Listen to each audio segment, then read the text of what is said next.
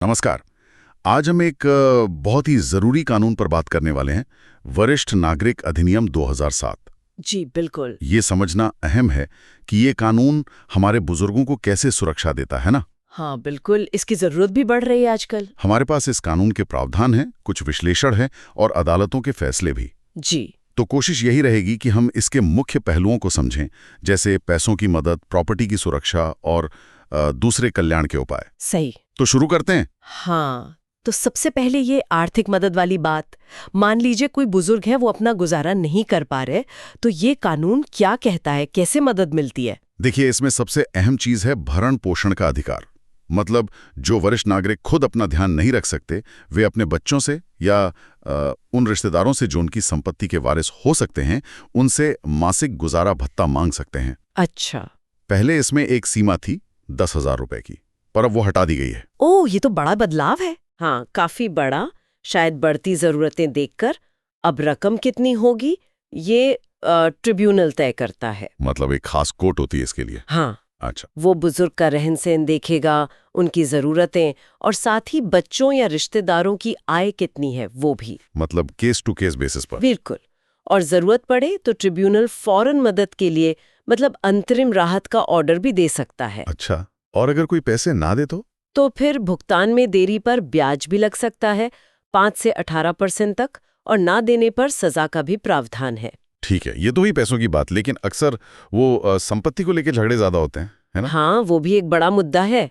तो उस मामले में क्या सुरक्षा है? यहाँ तो शायद कुछ पेचीदा मामले भी आते होंगे। बिल्कुल, संपत्ति वाला मामला अहम है और थोड़ा जटिल भी हो सकता है। कानून की धारा 23(1 है, वो कहती है कि अगर किसी बुजुर्ग ने अपनी प्रॉपर्टी किसी को दी, हाँ। भाल करेगा, लेकिन बाद में वो व्यक्ति मुकर गया, मतलब अपनी जिम्मेदारी नहीं निभाई, अच्छा। तो ट्राइब्यूनल उस प्रॉपर्टी के ट्रांसफर को ही रद्द कर सकता है। इसे एक तरह से धोखाधड़ी या अनुचित प्रभाव माना जा सकता है। ओह, ये तो काफी मजबूत प्रावधान है। तो लेकिन यहाँ पर ना अदालतों की व्याख्या में थोड़ा सा फर्क दिखता है। ओके। 2 हाल के सुप्रीम कोर्ट के फैसले हैं, उनसे ये बात साफ होती है। अच्छा, वो क्या है? एक है उर्मिला दीक्षित बनाम सुनील शरण दीक्षित, 2025 का मामला। इसमें कोर्ट ने थोड़ी उदारता दिखाई, कहा कि अगर देखभाल की शर्त, मतलब लिखित में न भी हो, हाँ। पर यह समझा गया था कि प्रॉपर्टी देखभाल के बदले ही दी जा रही है, तो भी इसे साबित करके ट्रांसफर रद्द किया जा सकता है। मतलब समझ पर आधारित। जी, लेकिन फिर एक और मामला है, सुदेश छिकारा बनाम रामती देवी, 2022। हाँ।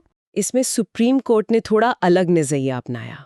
कोर्ट ने कहा कि ट्रांसफर रद्द करने के लिए ये जरूरी है कि देखभाल की शर्त प्रॉपर्टी के कागजात में साफ साफ लिखी हो। ओह, बिल्कुल उलट। हाँ, मतलब अगर शर्त लिखी नहीं है तो ट्रांसफर रद्द नहीं होगा, चाहे बाद में देखभाल न भी की हो। ये तो वाकई में दिलचस्प है। एक ही कानून पर व्याख्या एकदम अलग। क्या ये दूसरा वाला फैसला, मतलब सुदेश चिकारा वाला, थोड़ा अव्यवहारिक नहीं लगता?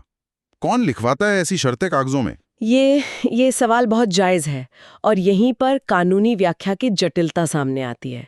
निर्भर करता है कि कोर्ट कानून के शब्दों पर टिकती है या उसकी मंशा पर। खैर, ये तो हुई संपत्ति की बात।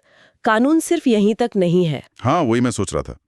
पैसा, प्रॉपर्टी ठीक है, लेकिन बुजुर्गों का ओवरऑल कल्याण, उनकी सुरक्षा, उसके लिए क्या है? बिल्कुल, कानून में कल्याण पर भी काफी जोर है। जैसे राज्य सरकारों की जिम्मेदारी है कि हर जिले में कम से कम एक वृद्धाश्रम खोले। अच्छा। अस्पतालों में उनके लिए अलग लाइनें हों, अलग बेड हों, ये सब जरूरी है। और जो प्राइवेट संस्थाएं हैं, जैसे केयर होम्स या घर पर देखभाल देने वाली एजेंसियां, उनके लिए भी नियम और मानक तय किए गए हैं। ठीक है। और एक बहुत ही गंभीर बात है, अगर कोई अपने बुजुर्ग माता पिता या रिश्तेदार को जानबूझकर छोड़ देता है, त्याग देता है या उनके साथ दुर्व्यवहार करता है, हाँ। तो वो अब एक अपराध है और सजा भी पहले से ज्यादा है। 3 से 6 महीने तक की कैद और 10,000 तक का जुर्माना हो सकता है। अप रे। हाँ, और ये अपराध संज्ञेय है, मतलब पुलिस बिना वारंट के गिरफ्तार कर सकती है। हालांकि ये जमानती भी है।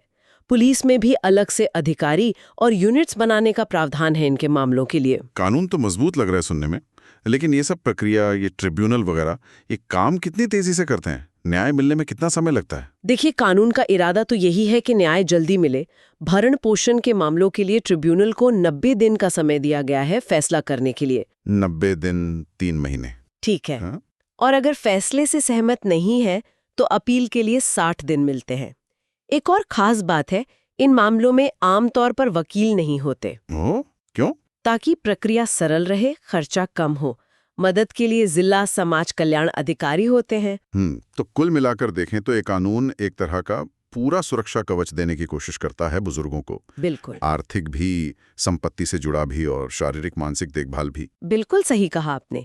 ये सिर्फ अधिकार नहीं देता, बल्कि परिवार और समाज की जिम्मेदारी भी तय करता है।